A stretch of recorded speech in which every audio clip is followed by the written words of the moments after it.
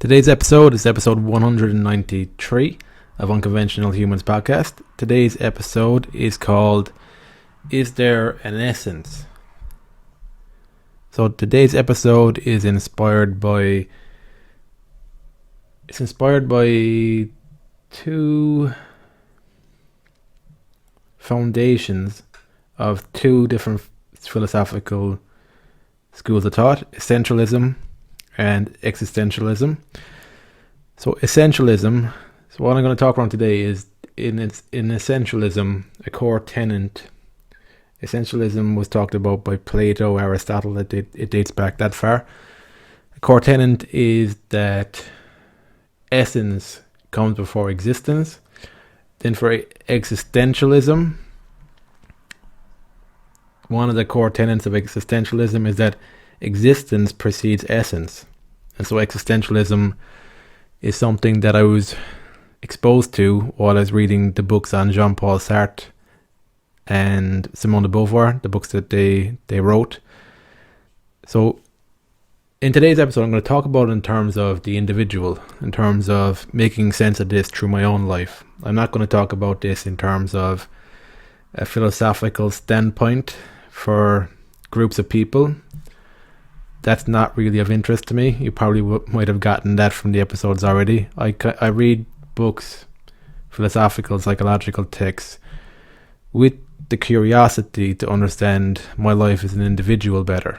That's my main goal here. I'm not so much focused on forming a psychology or philosophy that I will try to apply to the world at large.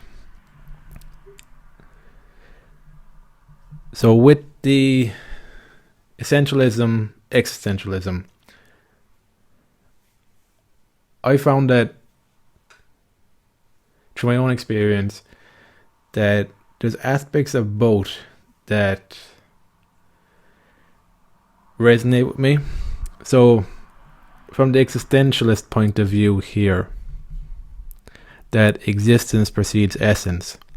So this is the idea that human beings, through their own consciousness, create their own values and determine a meaning for their life because a human being does not possess any inherent identity or value. So I resonate with that because I resonate with part of that because I do think life is what you make of it. And I'm also of the school of thought, of the belief that we attach the meaning to our lives, that there is no inherent meaning in life other than the meaning that we give to our life. And that's something we create. And that we also create our own values in life. That's something that I've been working on for the past few years, getting clearer on my values. And I've noticed how the more clarity I gain around what I value, how that lines up with my actions in the world and what I focus on. So over the past few years, I've learned one of my values I value highly are relationships. That wasn't something I was aware of when I wasn't working from this school of thought that human beings create their own values. And the fact that I'm more conscious of that value, relationships, it helps me to focus in on the quality of my relationships then. And that's something that's taken time because it takes a while to understand how much of your relationship problems are you being the issue and how much of it is an incompatibility issue. I think I saw actually online before, was it a Freud quote? But it probably didn't come from him. It was something on the lines of, with psychoanalysis, that you reach a stage where you just have to accept that you're surrounded by arseholes. It probably didn't come from Freud, probably misattribution, but I think that there's an element of truth to that. I've been finding over time that there's a certain amount that's you. That's undeniable because you're the one constant in every relationship you have. But after a while, you start to notice that you've changed and the other person is still the same. And you start coming to the understanding that perhaps it's an incompatibility issue. And there's only so much you can do. There's only so far you can go to meet the person.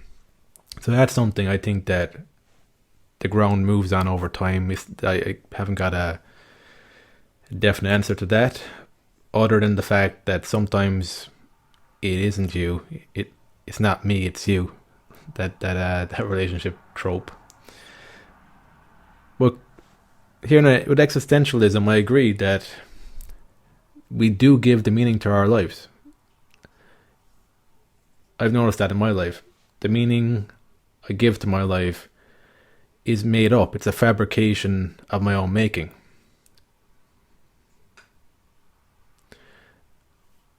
Well, there's a subtlety to that, and that's why I'm going to talk about essentialism. There's a subtlety for that for me personally, and I'm going to talk about essentialism in a second. And in the values, I think it's very important to be intentional with your values, to discover them over time, and I'll talk about it next with essentialism, how I've learned to understand what I actually value rather than what I think I should value. So I think they're important things. That's where I agree with existentialism there on the individual level, on my own path. Now when I go to essentialism, see, I don't see it as a black and white thing on an individual level at this moment in time. I think so with essentialism there, it's the view that objects have a set of attributes that are necessary to their identity. And they're also talking about human beings as part of this as well. That there's essential core elements to the human being that make it the human being. So you can apply this to objects too, like a toothbrush. There's some attributes to a toothbrush that make it distinguishable as a toothbrush that are very important for it to have. So a toothbrush could be red or it could be green. That's not a defining character trait of a toothbrush, but you can have a toothbrush without bristles on it.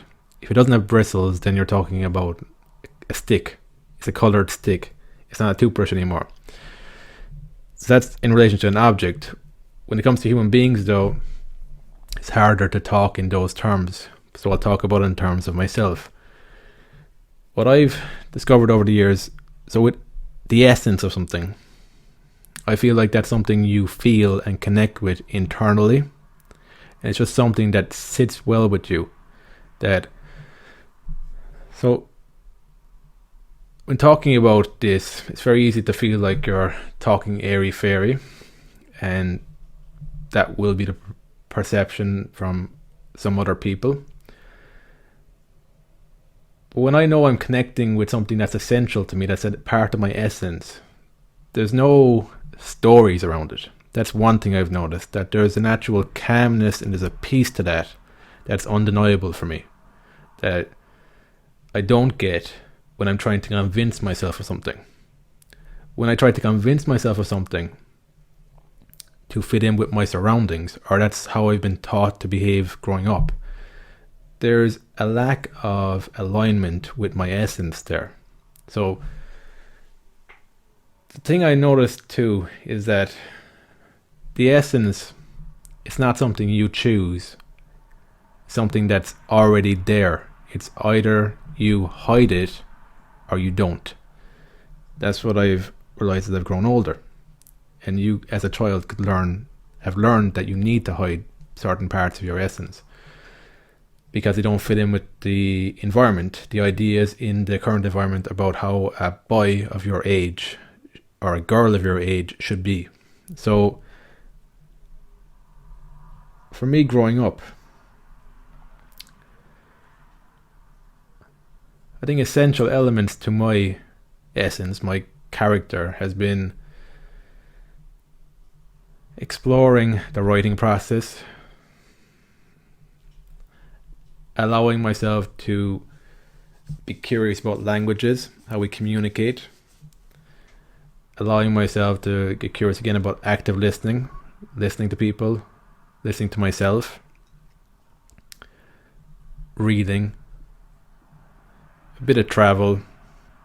It's those things that I feel as I've gotten older were fundamental parts of my essence. And there's been, especially my younger, more formative years, a lot of that I felt like I was covering up because it didn't fit with the image of how a boy should be in the environment I was growing up in. So then there's other parts to me that were more easy to accept. Like I enjoy sport. I don't do sport as much today, but I enjoyed it growing up. That was something that I enjoyed doing. Enjoy watching sports as well, even today. So there's other parts of me that were easier to accept. But I found that like there is core parts to me that if I suppress and deny, it makes me feel disconnected from myself. It makes me feel sick, like psychologically. I feel like I'm hiding parts of myself, that it affects my self-esteem. And these are all not easily quantifiable. It's really a feeling I'm attuning with. And the best word I would give to it is a sense of peace and being at ease with yourself. That's when I feel like I'm connecting with essential parts of myself that shouldn't be blocked and covered up.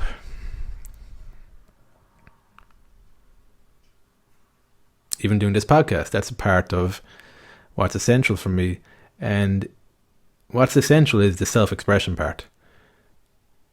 Just me articulating what I'm thinking about right now, sharing those thoughts and feelings with somebody else who might be listening in. They're all the essential parts to me now. And